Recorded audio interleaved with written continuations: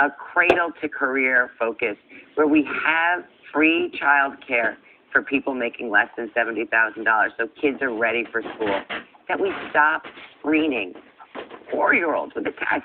That's insane. But that every school has art and music and theater, and that they have sports. So we are helping our kids come back from what has been an unbelievably traumatic year. We can be better. I'm a product of the public schools. I know that they can be great, but we have to be intentional about it and make sure that we are serving every single one of our precious children as we come out of this horrible Garcia, pandemic. thank you. Mr. Adams. Thank you for acknowledging my cradle-to-career plan. Mr. Adams. I like cradle to career, I have to say, and that's my idea stolen a few times on this stage. Mr. Adams. This is not professional or political, it's personal. I went to school in South Jamaica, Queens, ISA, intermediate school, PS 140, elementary school. Then I was bused to Bayside High School. I walked into Bayside High School, what did I see? New books, new overhead projectors, and even the floors were clean, for God's sake. And so it's imperative Bayside? Part of equality education Zach Morse? is developing a Come on there, child and integrating in an environment with other students, with other ideas, the cross-pollination of ideas. That is what makes a great, well-rounded adult.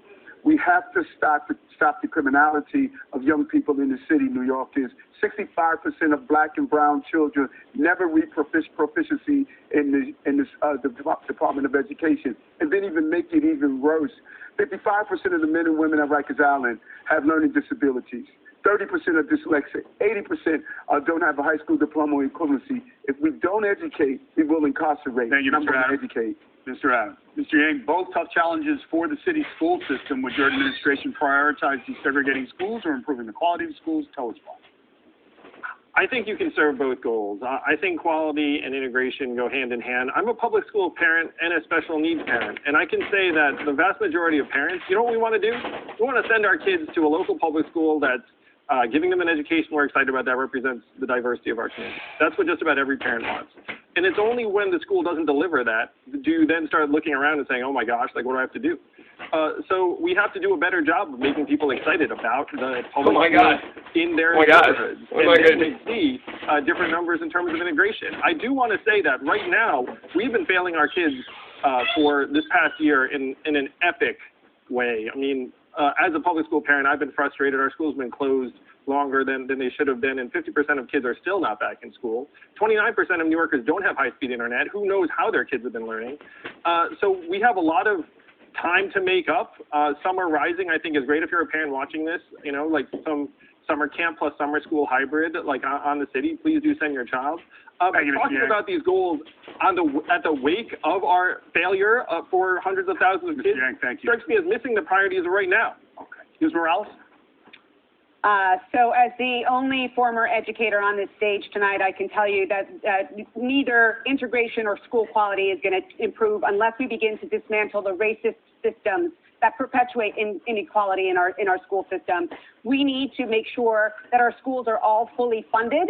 We need to make sure that we are implementing culturally responsive curriculum. We need to make sure that our schools are trauma-informed healing centers. We need to make sure that our students feel seen, heard, valued, and that they recognize that they're all gifted and talented, and that our teachers understand that their primary job is to help our students identify those gifts and identify those talents. And we're not going to get there unless we confront the systems that have created and perpetuate the inequities in our school system. I know, I've seen this. I've been in our classrooms. My children graduated from the public school system. They both had learning differences. We need to be willing to confront the fundamental challenges, and that includes having teachers that are reflective of the students that they serve. Thank you, Ms. Morales. Mr. Donovan. This is a false choice. After a year that's hurt every one of our students and widened the inequalities that we see in our schools, we need to get our schools open safely and quickly. But we also have to make sure that everyone is recovering, particularly those who are furthest behind.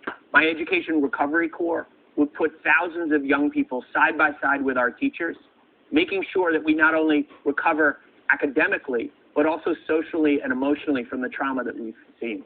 We also need to make sure that we're investing in schools that are working and creating them in every neighborhood under my 15-minute neighborhood plan. You know, there's nothing wrong with New York that can't be solved by what's right with New York.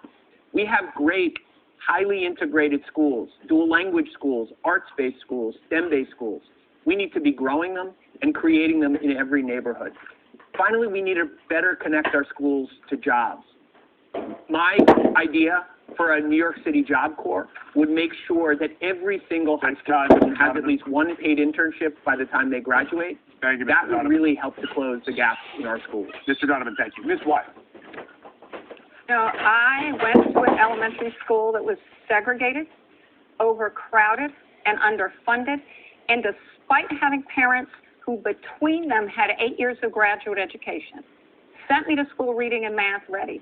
I was at the top of my class and 2 years behind grade level.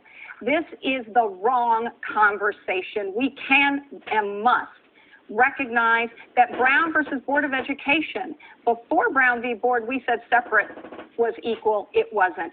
After Brown, we have recognized that a quality education is also an integrated education because we learn from one another, improve our critical thinking skills, and we make this society more cohesive. Look, I am going to end every discriminatory admissions practice in the system, but I'm also going to hire 2,500 more teachers so that we are bringing overcrowded classroom class sizes down, particularly focused on early childhood and K through 5, and we're going to have trauma-informed care in our schools. We're going to stop ignoring that our kids need supports, and we have to educate the whole child. Thank you, Ms. Wiley. People who care for the homeless and also some people who are concerned about crime agree that there is not a functioning mental health system in New York City. Prisons and shelters have largely assumed that role. How would you restructure the city's mental health system specifically? We've heard you already talk about affordable housing. How would you restructure the city's mental health system to address the crisis of homelessness on the streets? You each have 60 seconds to answer the question. We'll begin with you, Mr. McGuire. Thank you. We clearly have identified this as one of the most pressing issues, and we have not invested. I would invest in making sure that we engage Kendra's law more aggressively than what we do. What does that mean? Because Kendra's law, when it gets applied, those who get assisted outpatient treatment, which today we pay for $1.3 million in a $245 million budget, I would increase that budget to make certain that we can assist those who are mentally ill. That's number one. Number two, safe beds. We have reduced the number of safe beds by 650 to 700. I would invest in safe beds to make sure that Rikers Island is not the best mental health care institution. Number three, I would make sure that the assertive treatment teams that go out and monitor the day-to-day wellness of the mentally ill that we involve them. Number four, I'd make sure that we have the mental health care professionals in our schools. And also part of my overall policing plan would be to have an emergency social services bureau, a core of mental health care professionals that's set within the NYPD, also set within the subways to address those mentally ill. Thank you, Mr. McGuire. Mr. Stringer. You know, 40% of 911 calls are not for crimes or crimes in progress. They're actually, many of them, for mental health issues on the streets of the city or wellness issues. And I think we have to start thinking about how we build a mental health infrastructure to respond to what is actually happening on the streets with homeless people with mental illness and others. And that's something that is being replicated around the country. There's an incredible program called Cahoots in Eugene, Oregon. 24,000 calls to their 911 for mental health issues. They got a mental health response from professionals. We should do that program in New York and ramp that up. Mr. Stringer, the city has begun a pilot program on that, and the mayor I said yes. we should ramp it up. Yes. So I agree. You're not going to talk to me like I we don't have it. But the reason I tell you this is because part of what we have to begin to do is think about how we have less reliance on a police response and more of a reliance on a mental health response. And that is one of the things I would do as mayor. I would absolutely continue the focus of affordable housing because we need supportive services. When we get mental health issues resolved, we have to make sure people have safe beds and safe spaces. Thank you, Mr. Stringer. Ms. Garcia, how would you restructure the city's mental health system? We are facing a crisis of mental health, on our subways with people who are homeless. That has also ended up causing some of the crime that we are seeing there. We can turn this around by focusing on ensuring that they have housing with mental health services, that we embed a mental health professional with police officers like we did with Project Hope back in the 90s, that we have the psychiatric beds available to people who are identified by mental health professionals, and that we are using supported housing as our model so that you have the mental health services and the housing to get back on your feet, to get a job, to reconnect with your family. I'm about solving the real problem, not bandaging the symptoms, because when we do that, we're going to have a healthier, safer, more livable city. Ms. Garcia, do you agree with city officials who insist that building supportive housing usually takes a minimum of 3 years? We can do it faster by doing conversions.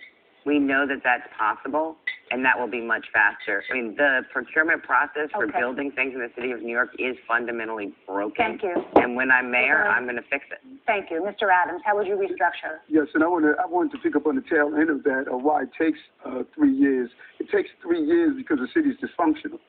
You try to come out and get an inspection, try to get a sprinkler system, try to get anything done in the city, too expensive, too bureaucratic, and too difficult. But specifically dealing with mental health, what are the feeders of it? Our city must become a trauma identifier, and we need to look at what feeds mental health, like foster care. Why are we having our babies age out at 21 without giving them the services they need? Let's let them age out at 26 or permanent housing. In our schools, mental health professionals, so we can identify some of the problems that our children are having at home that actually compounds the mental health. And Ray is right, the Kendra's Law. Too many of our judges are unwilling to implement the Kendra's Law. And Eisner is right. How come we're downsizing all of these psychiatric beds where people are rather living on the streets instead of living in supportive housing? And lastly, we need supportive housing, retrofit our hotels, and we can make it happen. Thank you, Mr. I just Adams. want to jump in here for one moment with foster care, because I sat yesterday with foster care children, and we have to actually find them a family. Aging out means that we are often ending up with kids who are going to get involved with the criminal justice system. A forever family where you are still searching for adopted family makes all the difference, and sitting with foster kids is how you find that out. Thank you, Mr. Garcia. Catherine's right, but there's a solution to that, which is supportive housing that we created directly for Mr. Donovan, we assure you we're going to get to you. It's Mr. Yang's Just turn. take some of the seconds. Mr. Yang. I'm so glad we're talking about this. Half of the attacks on Asian New Yorkers have been by the mentally ill. Well, they're walking around, they're mentally ill, they see someone who's different, and then they lash out. So this is such a crucial issue to return a sense of safety to our city. I agree with Ray that we do need to be much more aggressive about Kendra's Law. Right now, the standard is this. Someone has to self-select and say, hey, I need help. Get me services. A lot of people who need help don't have the capacity to raise their hand and say, I need help. So we have to get the people the help that they need, even if they don't know it yet. And we can do this. There's been a standard in the past where if someone is clearly mentally ill or in need of medical attention, we got them on meds, we got them that treatment. We need to rebuild the stock of psych beds so that there's someplace to bring them, and make sure that if they are in supportive housing, that they're being monitored so that they take their meds. Yes, mentally ill people have rights, but you know who else have rights? We do. The people and families of the city. We have the right to walk the street and not fear for our safety because a mentally ill person is going to lash out at us. So what would you do when someone who is potentially violent doesn't come indoors? Again, the standard should be that if someone's clearly mentally ill or a threat or unconscious or unresponsive, then we take them off of the streets and we bring them to a hospital or other facility where they get cleaned up, get treated, get medicated, and then we maintain that situation until they're clearly not a threat to anybody. Ms. Morales, do you agree with that? So, I think the way we're framing this entire conversation is fundamentally flawed. We need to start thinking about, we're talking about people who are in crisis, and they definitely need support and they need services. But we should actually think about the broken mental health system. Everyone on this stage has someone in their lives who has a mental health problem. It's not themselves. My daughter, who is a survivor, and I'm sharing this with her permission, who is a survivor and had mental health needs for years. I'm someone who's connected, who's a fierce advocate, who has networks, and we have struggled to get her the appropriate care. So we actually need to start much earlier, and that's part of why I've called for the creation of integrated community health clinics, so that we can provide services in communities to people, provided by people who they trust, by people who look like them, who are linguistically and culturally appropriate and relevant, who make people feel safe so that they can access a continuum of care ranging from peer counseling to much more intensive treatment. We need to actually start at the beginning rather than reacting to the back end. Mr. Donovan, go ahead. We are seeing an epidemic of mental health playing out on our streets and our subways. And it begins with a solution to prevent that mental health crisis in the first place. My 15-minute neighborhood plan would put emergency mental health and mental health treatment into every community. We need to change the way we respond to mental illness on our streets with real professionals, not asking the police to be mental health experts. And we need to make sure that we're investing in solutions in our schools as well. My Education Recovery Corps, as well as 150 more social workers would do that. But we also need to make sure that as folks are leaving Rikers, where more than 50% of the people there are suffering from mental illness, that they're directed immediately to the housing and services they need. That's exactly what we did when I led housing in this city and in this country. That's why we were able to reduce homelessness dramatically in New York and across the country. It's gone up, it's doubled in the last 8 years. We need a mayor who's walked the walk on this, not just talk the talk. We can increase supportive housing and end the epidemic of mental health we're seeing on our streets. Ms. Wiley, we've heard you talk a lot about trauma-informed care. Specifically, can you tell us how you would restructure the mental health system?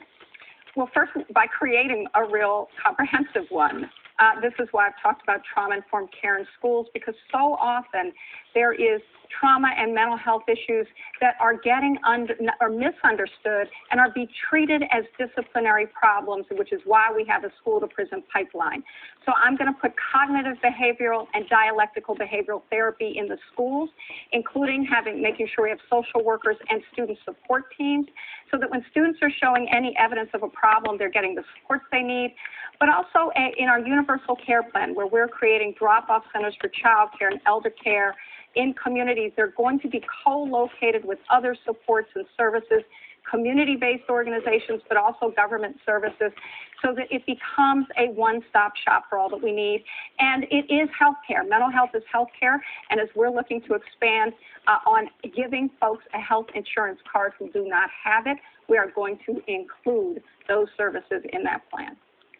Ms. Wiley, thank you. Candidates, I know you referenced climate change earlier, so we just got a few short answer questions to give voters a sense of where you might stand on climate change. Raise your hand. Organic materials such as food scraps are one of the biggest sources of waste in the city. Raise your hand if you think organic recycling should be mandated. All right, all but Mr. Yang. I want a pilot. It's very difficult to compost citywide, but we should have pilots in certain neighborhoods, 100%. Love composting. All right.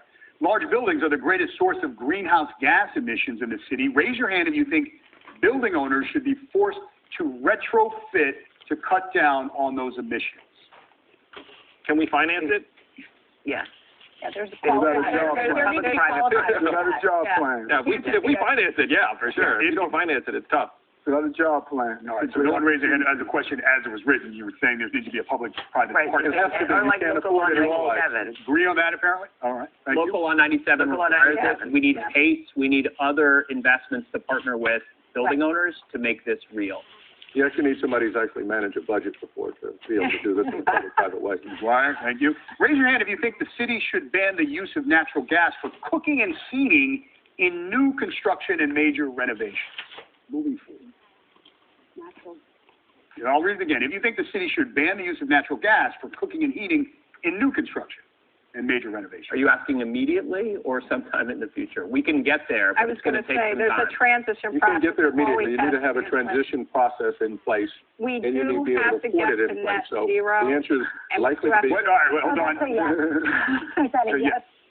Yeah. Well, we should get there, and we agree that we should get there. There's a way to get there. with a bracket. All right, thanks. How good consensus, actually. Now, affordable housing is a huge problem. Right now, the city is paying to build housing for individuals earning as much as $137,000 a year, and for a family of four, nearly $200,000. Where will you draw the line on how to spend taxpayer dollars? You have 1 minute answer. Ms. Wiley, we're going to start with you.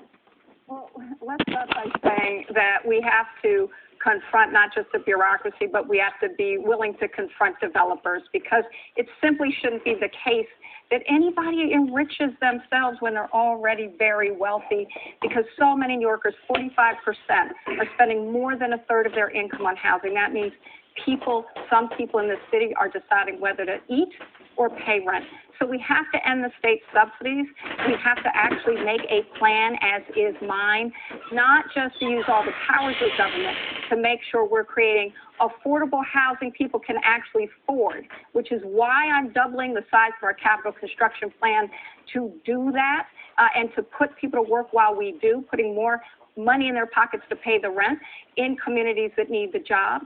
But look, we're not going to just build our way out of this problem, which is why I have a plan to subsidize the rent for families of three earning $54,000 or less, so that they don't spend too much on the rent. Mr. Donovan, what do you have to say? Well, as someone who's worked for 30 years to fight for more affordable housing in this city and across the country, we need to begin by making sure we keep people in their homes, as we talked about earlier. But we also need to make sure that we're preserving the existing affordable housing that we have. You know, more people live in public housing in this city than live in Atlanta, Georgia, but we've never had a mayor who's actually invested in preserving that housing. I have a plan to invest $40 billion and make sure that we actually get repairs done there quickly. Finally, we need to be building more affordable housing all across this city. We need to make sure that that includes a pathway to homeownership as well. I started my career working with the East Brooklyn congregations rebuilding Brownsville and East New York. And that pathway to homeownership is what closes the racial wealth gap in our city